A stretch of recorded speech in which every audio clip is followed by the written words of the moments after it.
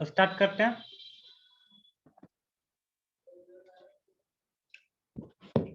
Question number 59, इसमें देखिए क्या लिखा हुआ है। Two capacitor of A and B are connected in series with a battery shown in figure. ये फिगर में हमारा एक बैटरी है 10 वोल्ट का, और इससे किसको हम कनेक्ट कर दिए हैं। एक है 2 माइक्रोफैराड का कैपेसिटर, एक 3 माइक्रोफैराड का। When the switch A is close and the two capacitor get charge fully, then तो देखो, अगर हम इसको क्लोज कर देते हैं स्विच को, तो दोनों कैपेसिटर फुल्ली चार्ज हो जाएगा। और जब इसमें फुल्ली चार्ज हो जाएगा तो कोई भी करंट पास नहीं करेगा। तो इसमें क्या पूछ क्या रहा है, potential difference across the plate A is 4 volt and across the B is 6 volt. तो दोनों के बीच में पोटेंशियल डिफरेंस कितना होगा। ओके, तो हम लोग क्या पढ़े हैं, Q is equal to CV। तो अगर हमारा चार्ज फुल्ली हो जाएगा, Q कांस्टेंट हो जाएगा, तो जो पोटेंशियल होगा कैपेसिटर का इनवर्सली प्रोपोर्शन है। जब पोटेंशियल कैपेसिटर का इनवर्सली प्रोपोर्शन है, तो V1 का मान कितना होगा, V C2 divide by C1 plus C2। Okay, उसी प्रकार से आपका जो V2 का मान आएगा वो कितना होगा, V C1 divide by C1 plus C2। Okay, यहां तो कोई दिक्कत, आगे बढ़े।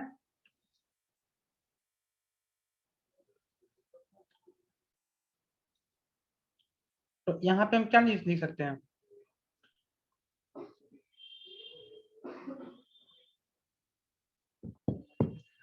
तो हमारा जो 2 माइक्रोफैराड का जो कैपेसिटर है, उसके लॉन्ग जो पोटेंशियल होगा वो कितना होगा, 10 into 3 divide by 2 plus 3, 2 plus 3 5, तो कटेगा तो कितना होगा 2, 3 दूनी 6।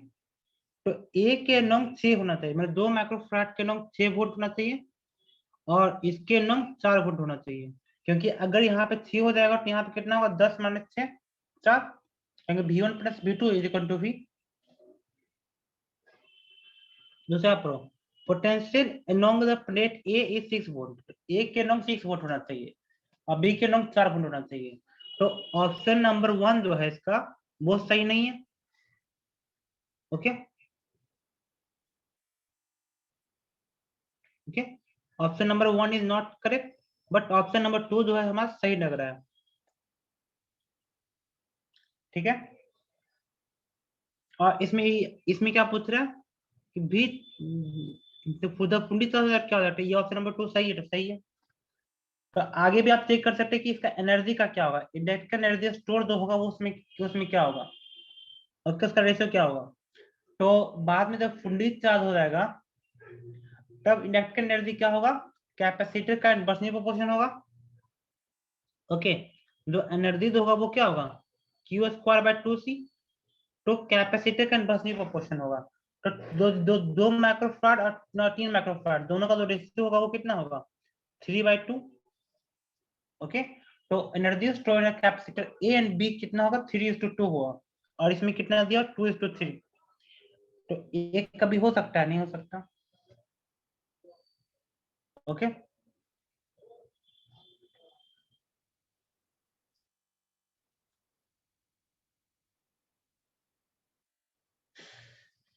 ओके, अब पूछ रहा है the ratio of charge in A and B is 3:2।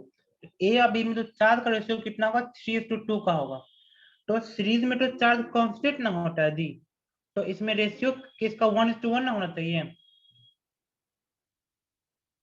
तो ऑप्शन नंबर 4 भी आपका गलत हुआ कि नहीं हुआ। तो इससे हम बारी बारी से, अगर हमको सारा इंफॉर्मेशन पता होगा, तो हम उसको करेक्ट कर सकते हैं कि कौन सही है स्टेटमेंट, कौन गलत है। तो उसके लिए आपको डीप थ्योरी चाहिए। तो बिना थ्योरी का भी क्वेश्चन नहीं बनेगा, ऐसा बात नहीं है कि सिर्फ न्यूमेरिकल बनाने से होगा। थ्योरी पता है तभी तो बनाया न्यूमेरिकल। इसमें कोई दिक्कत,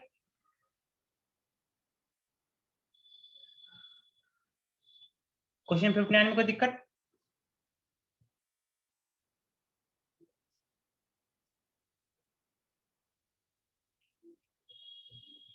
किसी को किसी प्रकार का इशू नहीं आ रहा है वॉइस चाहे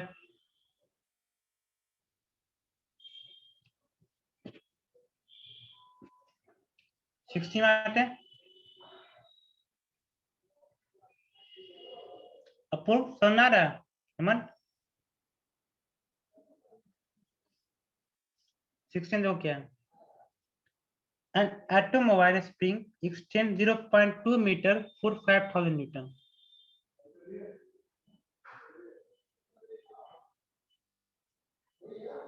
the ratio of potential energy stored in the spring when it has compressed by 0.2 meter to the potential energy stored is 10 microfarad capacitor at a potential 10,000 volt will be इसमें क्या पूछ रहा है एक एटम मोबाइल है जिसको हम 0.2 metre तक एक्सटेंड किए और इसका जो इसमें जो फोर्स है वो कितना है हमारा 5000 न्यूटन का लोड है तो the ratio of potential energy stored in the spring okay and when it has compressed by 0.2 meter जब इसको कंप्रेस किए 0.2 मीटर का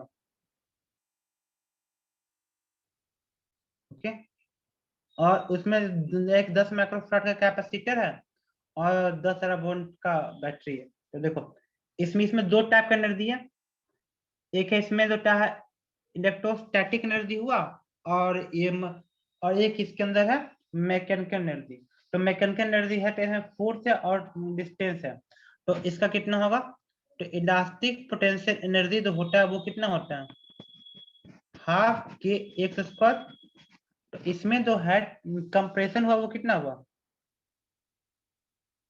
ओके तो देखो 0.2 मीटर तक एक्सटेंड किए इसको ठीक है 5000 न्यूटन लोड के कारण ठीक है अब इसको जब ये 0.2 मीटर कंप्रेस होगा तो 0.2 मीटर जब कंप्रेस हो जाएगा तब इसमें जो कंप्रेशन होगा वो कितना होगा 0.2 मीटर इधर एक्सटेंडेड है और इधर फिर कंप्रेशन हुआ ओके तो इसका 0.4 मीटर नहीं है 0.2 मीटर नहीं है एक बात है दोनों को करके देखना इसका एक का मान 0.2 पुट करके देखते कितना आंसर आता है और एक का जो होगा हमारा इलेक्ट्रोस्टैटिक पोटेंशियल एनर्जी वो कितना होगा हमारा हाफ सीवीएस पर ओके तो इसके लिए क्या करेंगे तो देखो इससे याद आएगा हाँ यहाँ पे एक्स का मान 0.2 ही पुट करते हैं देखो यहाँ पे एफ है और 0.2 है तो इससे हमारा क्या होगा के का मान आ जाएगा तो एफ इज इक्वल टू के एक्स पुट करेंगे ओके तो फोर्स का मान कितना आपका 5000 के का मान चाहिए एक्स का मान कितना 0.2 है 0.2 मतलब 1/5 आपका के का मान कितना हो जाएगा 2500 ओके तो के का मान हो गया 2500 तो आपका जो इलेक्ट्रोस्टैटिक पोटेंशियल एनर्जी होगा वो कितना होगा हाफ इंटू 2500 और एस का मान 0.2 ही पुट करते हैं ठीक है अब दूसरा में क्या है इंडक्टो इसमें कैपेसिटर का एनर्जी कितना होगा इलास्टिक पोटेंशियल एनर्जी जो भी है तो कैपेसिटर का एनर्जी को ये मानते हैं हाफ और सी का मान कितना है आपका 10 माइक्रोफैराड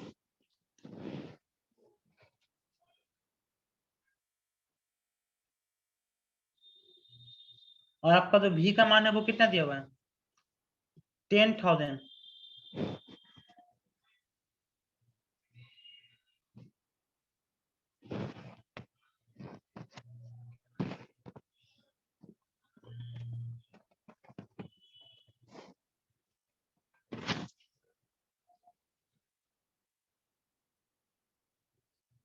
ओके अब दोनों को करो ये 1/2 कट गया और ये 10 पे पावर -6 है 1 2 3 4 है ठीक है तो इसका कितना हो जाएगा 10 पे पावर 8 और तो इससे हमारा एक कटेगा तो कितना हो गया 10 पे पावर 2 नीचे कितना हुआ आपका 1000 नीचे 1000 और यहाँ पे 2500 यहाँ पे कितना 0.04 तो दो पोर्शन कट रहा था तो काट दो ए ना ओके देखो इससे क्या कटेगा, दो को जीरो से दो को जीरो कटेगा, ठीक है। ये इसको करोगे नीचे, 100 आएगा, ये 25, ये 25 से 25 कट गया, 1/10।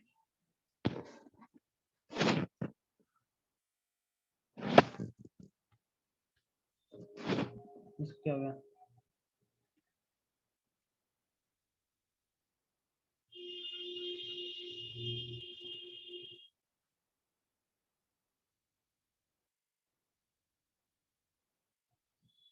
चेक करने कितना आएगा इसका, इसका कितना आंसर आया आप लोग का, आप लोग का आंसर कितना है इसका, नेगलेक्ट भी हो सकता है।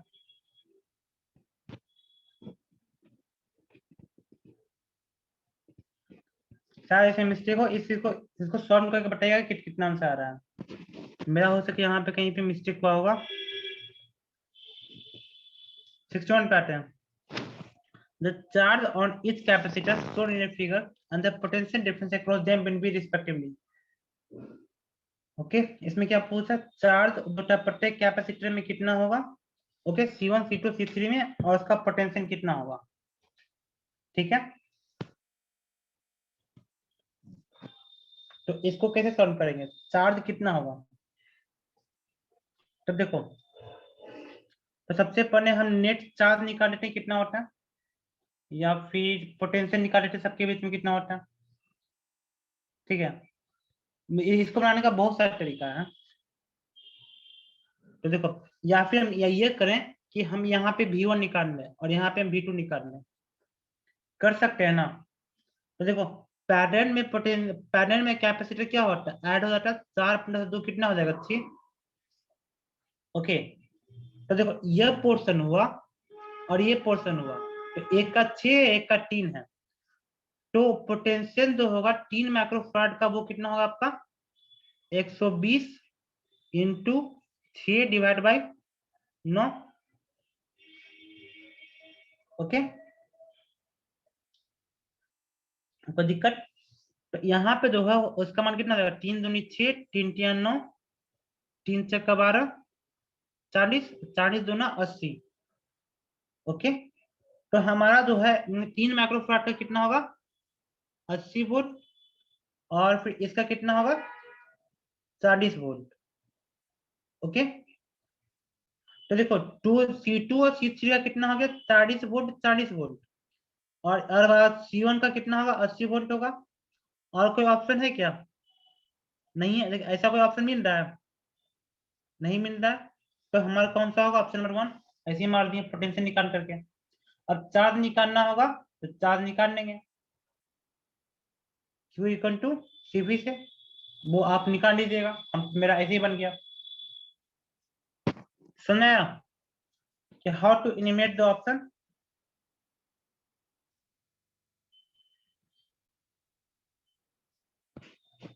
सिक्सटी टू, बीच में नेटवर्क थोड़ी अटकेगा क्या तुम्हारा, 3 capacitance, 2 microfarad, 3 microfarad and 6 microfarad are connected in a series. Okay, तो यहाँ पे हमने क्या किया, 2 माइक्रोफारड को, 3 माइक्रोफारड को और 6 माइक्रोफारड को, इसको सीरीज में कनेक्ट कर दिया, और 10 वोल्ट का हमने इसमें बैटरी लगा दिया। तो, तो चार्ज 3 माइक्रोफारड पे कितना होगा, तो 3 माइक्रोफारड पे चार्ज पूछ रहा है, तो सीरीज में जो होता है वो चार्ज क्या होता है, सेम होता है कि एडिटिव मेथड का होता है, सेम होता है। ओके, तो किसी भी कैपेसिटर पे चार्ज पूछेगा तो वही चार्ज होगा जो अल्टीमेटली चार्ज आएगा, समझे। तो 3 माइक्रोफारड का पूछे, चाहे 2 माइक्रोफारड का पूछे, चाहे 6 माइक्रोफारड का पूछे, अगर आपके पास कंसेप्ट है तो बनेगा। तो पहले क्या करोगे, इक्विवेलेंट कैपेसिटेंस निकाल लोगे सबका। ओके, तो 1/C इक्विवेलेंट कितना होगा आपका, 1/2 + 1/3 + 1/6,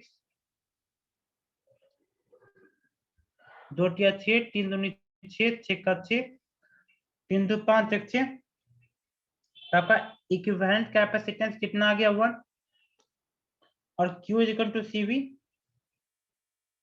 तो आपके पास कितना आएगा, 10 माइक्रोकूलम, ऑप्शन नंबर 2।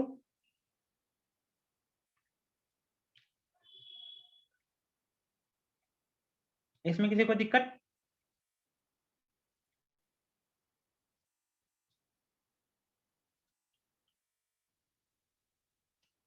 63 पे आते हैं।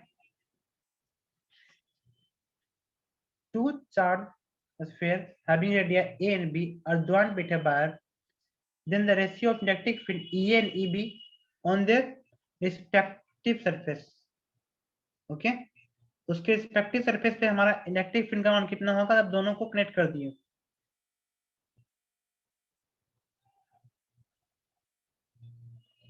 ओके, तो देखो अगर हमारे पास दो गो स्फीयर को कनेक्ट कर देंगे आपस में, तो बताओ दोनों का जो सेम क्या होगा, कनेक्शन करने का क्या होता है, चार्ज फ्लो करता है, और चार्ज तब तक फ्लो करता है जब तक पोटेंशियल सेम ना हो जाए। तो दोनों का पोटेंशियल दो का सेम हो जाएगा, ए का भी और बी का भी। ओके, तो और इलेक्ट्रिक फील्ड क्या होता है, पोटेंशियल डिफरेंस बाय डिस्टेंस। तो अब इलेक्ट्रिक फील्ड जो डिपेंड करेगा वो किस पे करेगा, उसके रेडियस का इनवर्सली प्रोपोर्शन होगा। तो हमारा ए बाय ईबी का जो रेशियो होगा वो कितना होगा, बी बाय ए। एक बार बन गया।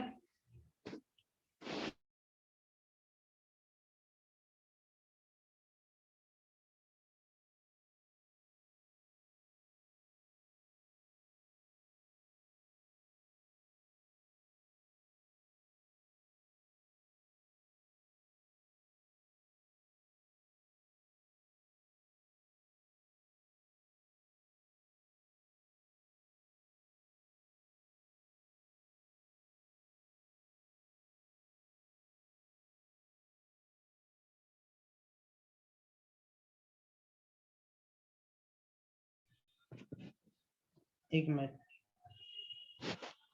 कल भी हुआ था आज भी हो रहा है कि बायोफाइट अनस्टेबल क्यों है।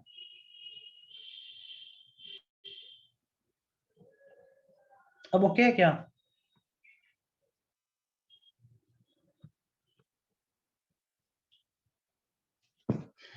नेटवर्क कनेक्शन थोड़ा सा यही होता है, कोई दिक्कत। 64 पे आते हैं।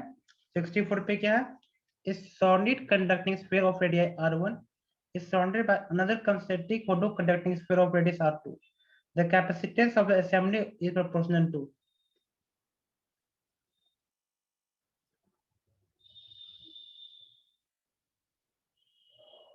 the capacitance of this assembly is proportional to। Okay, एक सॉलिड कंडक्टिंग स्फीयर है, इसका रेडियस r1 है, और इस surrounded by another concentric photo sphere जिसका रेडियस r2 है। तो इसका कैपेसिटेंस क्या होगा,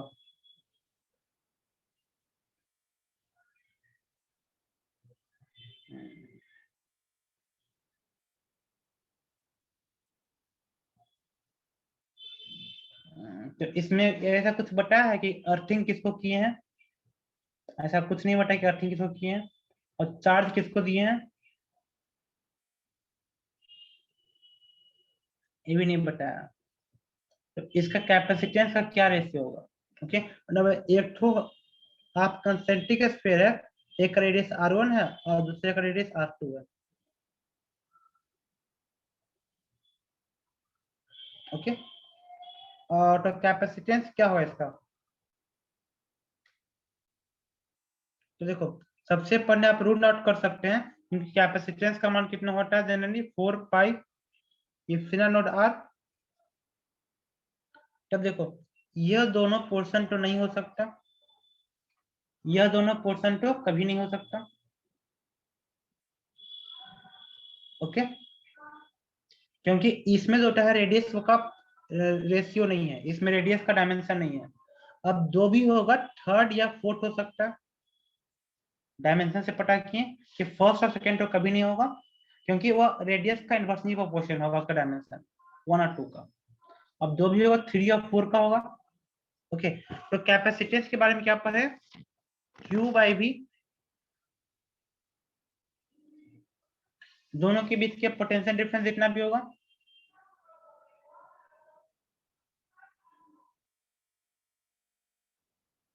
ओके, तो इसमें हम दो चीज पढ़ते हैं कि ये अंदर को अर्थिंग करेंगे चाहे बाहर को अर्थिंग करेंगे। ओके, तो अगर ए का पोटेंशियल अगर मानते हैं अंदर का पोटेंशियल को जीरो मानते हैं, क्वेश्चन में ऐसे क्लियर नहीं किया है, तो एक दूसरे का पोटेंशियल कितना होगा,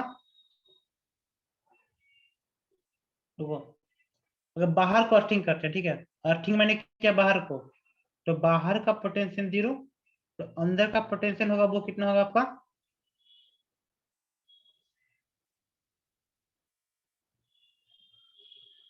KQ/R1। चाहे अंदर को अर्थिंग करते रहो, हमको ऐसे कंफर्म पता नहीं, इसमें क्वेश्चन कुछ लिखा नहीं अंदर, ठीक है। अगर हम अंदर को अर्थिंग करते हैं, मानते हैं, ठीक है, इसका हम कुछ नहीं लिखा, तो अगर अंदर को अर्थिंग करेंगे तो हमारा कितना होगा, तो अंदर को अर्थिंग किए, ठीक है, तो अंदर में अगर चार्ज है KQ/R1, सॉरी, अंदर को अर्थिंग किया, बाहर चार्ज किए हैं, ठीक है, तो चार्ज बाहर है, KQ/R2,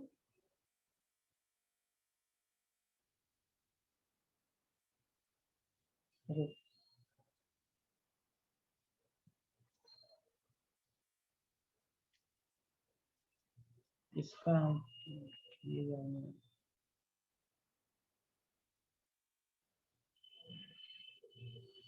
लोग को दो दो दोनों करके देखते हैं कितना आ गया, कि हमको कंफर्म याद नहीं है, क्योंकि देखो इसमें दो भी होगा, ये थर्ड या फोर्थ में कुछ होगा, दोनों दोनों करके देखते हैं क्या होने वाला है, ठीक है।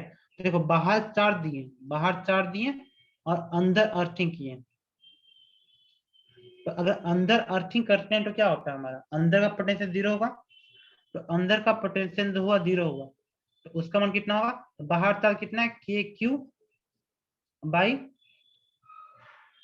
तो पोटेंशियल हमको किस पॉइंट पे चाहिए, अंदर पे चाहिए, अंदर अंदर कोई पोटेंशियल चाहिए, अंदर का पॉइंट P है, तो बाहर बाहर चार्ज दिए Q, KQ/R2, ओके, और अंदर में कोई चार्ज डेवलप हुआ कितना, KQ'/R1, इसका मान हमारा 0 है, तो हमारा Q' का मान कितना होगा यहाँ पे, -Q/R1/R2, ओके, और अंदर का पोटेंशियल 0 है, हमको पता है, तो बाहर का जो पोटेंशियल होगा बाहर का वो कितना होगा आपका, KQ/R2 प्लस K, इसका कितना होगा, -Q/R1/R2, ओके, यही होगा, ओके। तो हमारा जो पोटेंशियल आ गया वो कितना आ गया, KQ को कॉमन करो, R2² हमारा एलसीएम होगा, तो कितना होगा, R2 - R1, ओके, ये हो आ गया हमारा पोटेंशियल, और तो हमारा जो कैपेसिटेंस होगा वो कितना होगा आपका, Q/V, Q, और यहाँ इसका मान कितना पुट करेंगे, KQ/R2 - R1 divide by R2², okay, तो ऊपर में दो रेडियस होना चाहिए और नीचे में R2 - R1 होना चाहिए, ओके, तो ऊपर में देखो हमारा आया R2² आया, तो इसका मतलब है क्या, उल्टा वाला होगा, तो इसमें क्या प्लस वाला इसमें नहीं होगा, प्लस वाला फॉर्मूला नहीं होगा, माइनस वाला फॉर्मूला होगा, ऑप्शन नंबर 4, क्योंकि हमने क्या किया था यहाँ पे, अंदर को अर्थिंग किया था, तो अगर यहाँ पे R1 R2 आ रहा है, इसका मतलब क्या, बाहर को अर्थिंग कर रहे हैं और अंदर को चार्ज दे रहे हैं, ठीक है,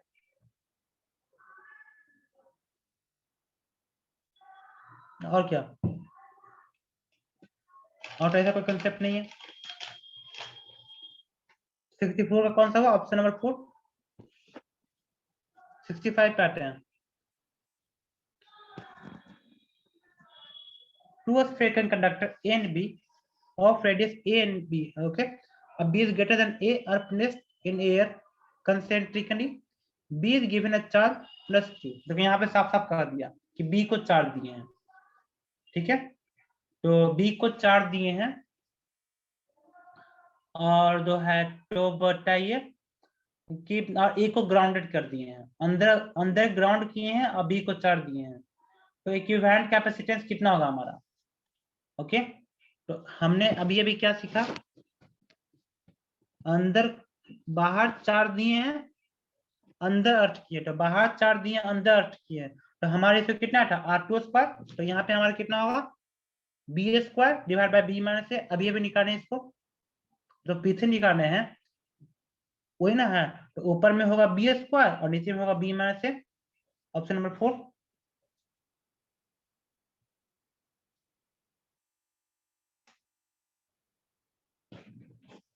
ओके, इसमें कोई दिक्कत?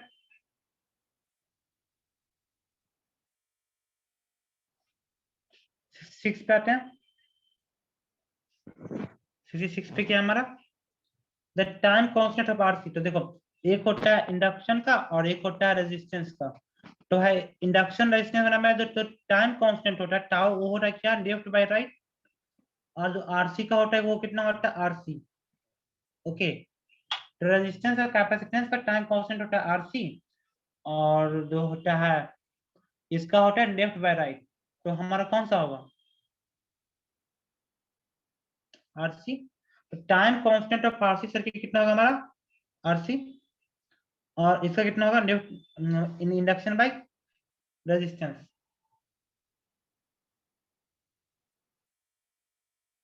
कोई दिक्कत?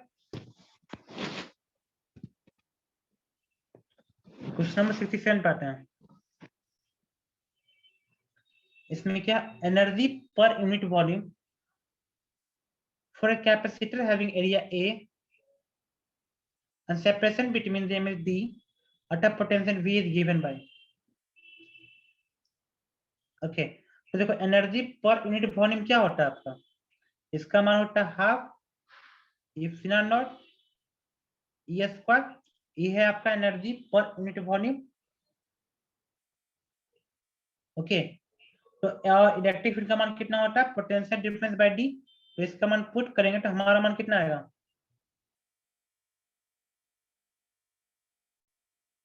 कौन सा ऑप्शन होगा, ऑप्शन नंबर 1।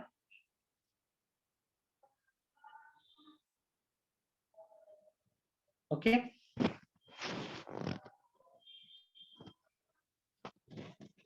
हम लोग 67 तक कर चुके हैं, ठीक है।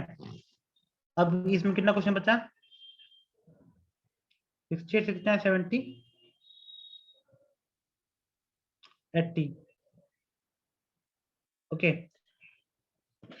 तो इसको 67 तक रहने देते हैं, 68 से बना के रखिएगा कि कितना आ रहा है, ठीक है।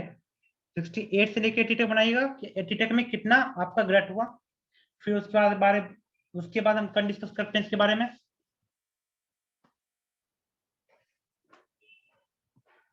ठीक है,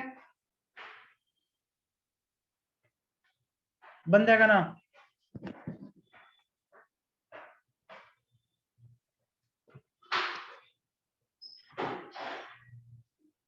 बन जाएगा ना इसके आगे?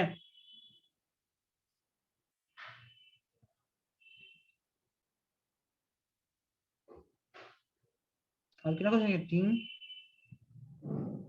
3 थ्रो 3,